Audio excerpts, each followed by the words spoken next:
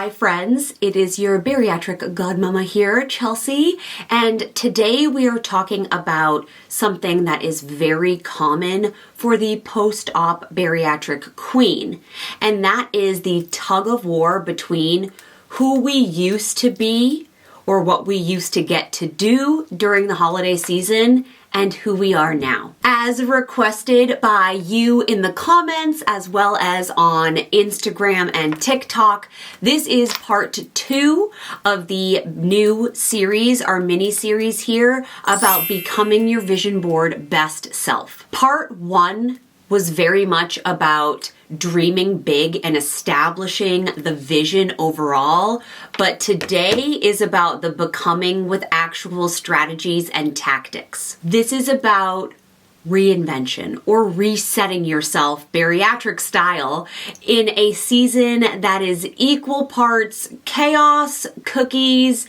and nostalgia. So grab your peppermint protein shake, your favorite journal or planner, maybe a fuzzy blanket, and let's talk about what it means to reset or reinvent yourself for the holiday season that you've been dreaming of. If you're new here, hi, I'm Chelsea. I'm a VSG patient myself. Surgery was in July of 2019. I've lost over 140 pounds as of the filming of this video, and I get to help women who are undergoing their bariatric process as a support coach, particularly in the areas of mindset. So it was a few years after my own bariatric surgery where I was coming into the holiday season and I had a realization. I had changed my body completely, down to how wide my feet were, the size of my rings. I had undergone the realization of every physical change I think you can go through when you're losing massive amounts of weight quickly. But I realized that I hadn't shifted my identity at all, or I was still living in the mindset of someone who was 275 pounds when I wasn't anymore. The weight loss gave me physical freedom, but my mindset still belonged to the 2018 December version of me. I was surviving the holiday months while hiding through them, not thriving and savoring them the way that I had always envisioned myself doing. It's my favorite time of year. Reinvention after weight loss surgery is not about becoming someone fake. It's about becoming the version of you that the healing is supposed to reveal. So when I say to you with love, we're reinventing ourselves for the holiday season, what I mean is letting go of the girl who would ignore or decline the party invitations because you didn't have anything that fit or made you feel good about wearing it. I want you to release the guilt that comes with enjoying a holiday treat. I would say that half my calorie intake between November and January is consumed in Christmas tree cakes. And I feel absolutely zero guilt about that. I want you to step into a season where you are the main character in your own Hallmark holiday fantasy movie. This is about you. Your identity sets the tone, not your diet plan. I know you.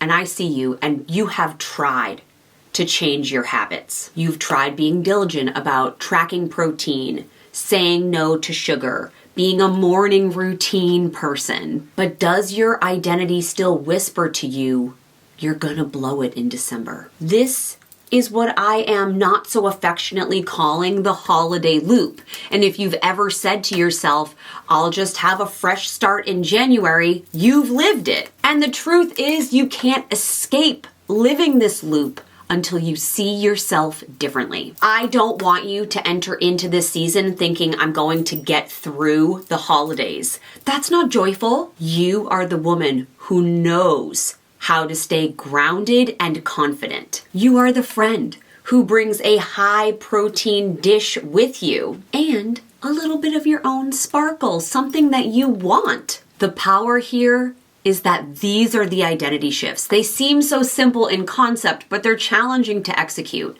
Let me tell you about my first post-op Christmas season where the holidays didn't revolve around food. It was here on Cape Cod where I live, born and raised, and my daughter and I had just finished decorating the Christmas tree, and I wanted him to take a photo of us in our matching jammies in front of it.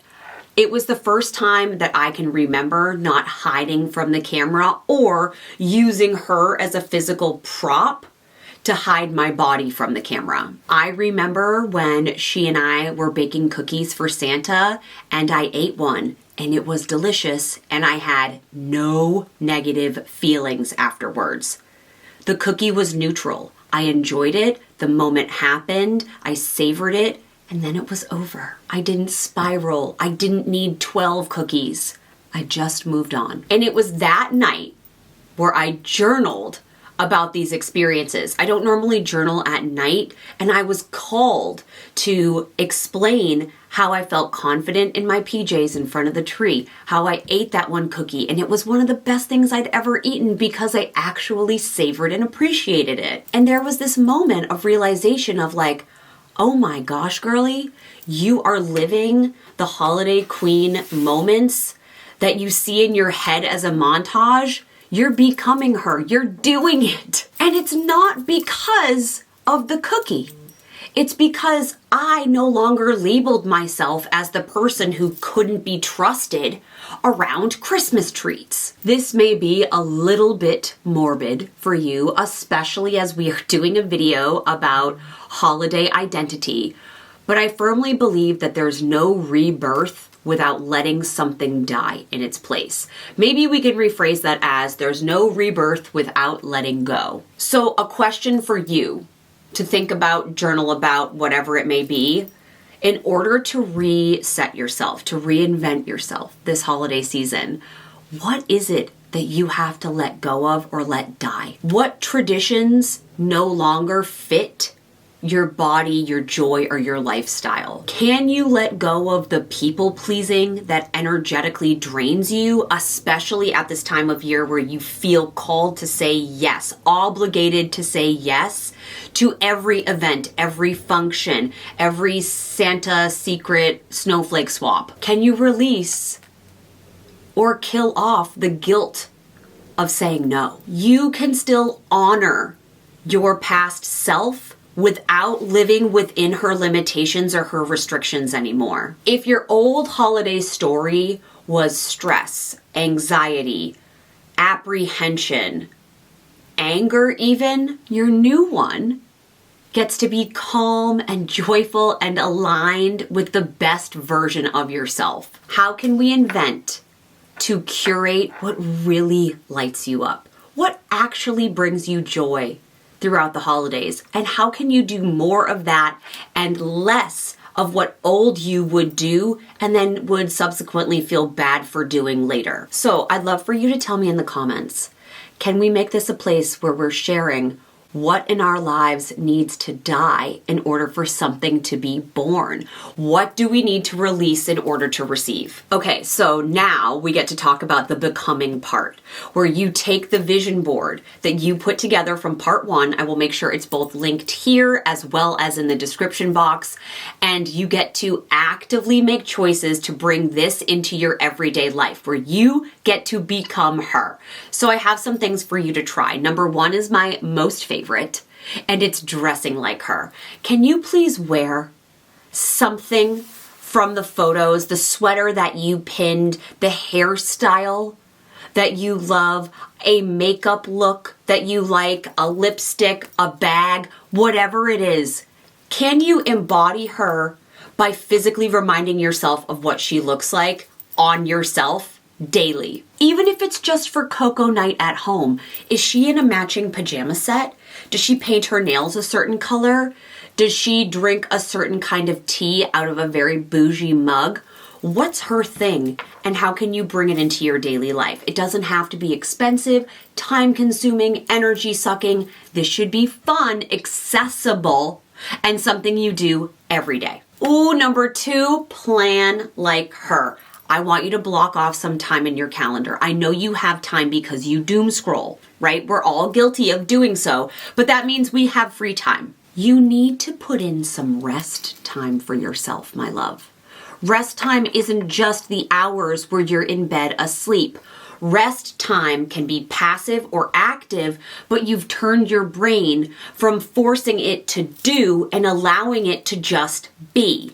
How can you build in rest time? And if you want examples of what my rest time looks like, I think examples are helpful, let me know in the comments and I'll do a short form video on that. Grounded women, they rest. They rest intentionally. Number 3 is a bit of a challenge. We are going to learn how to speak like her. When you catch yourself saying unkind things like, I always mess up around the holidays. I always feel stressed around the holidays. Can we rephrase that to, I am learning to enjoy the holidays with ease? And number 4 is to fuel like her. This doesn't have to be done perfectly, but it should be done consistently and with intentions. By fueling, I mean water, I mean protein, I mean your vitamins. What makes you feel light and vibrant and vivacious, not sluggish, cranky, and tired. And those could be individual meals or foods or ingredients. It could also be, how are you fueling your mind? Is the news making you crazy? Don't watch it. How can we eliminate some of the doom scroll that's going on in the afternoons, evenings, and then maybe late at night? How are you fueling yourself to have the energy that you want her to have throughout this holiday season? Being the best version of yourself takes energy. Your vision board self doesn't exist in some future January calendar. You are building her decision by decision, choice by choice, brick by brick, right now. If you want some free help staying aligned with your best vision board self, if you didn't catch it in part 1, I have the holiday prep checklist. It's absolutely free and it is linked in the description box. This is your simple and cozy guide to staying grounded this season. Dare I say it's the perfect companion to the holiday vision board series. Just some reminders for you. You are allowed to change. You are allowed to outgrow old versions of yourself that don't fit anymore. You are allowed, encouraged to show up as your most magical, confident self this season of Sparkle. If this message resonated with you today, would you please consider subscribing or sharing this with a friend who needs to hear it? Download your checklist. Don't forget, it's in the description box. And I'd love for you to tell me what's something that you are working on releasing, that your identity no longer aligns with over the course of the next 8 weeks. My loves, I will see you next week. Thank you so much for being here. I have shorts coming out every single day for you this week. Go on and be your sparkliest best self. Goodbye, my beautiful friend. Happy holidays.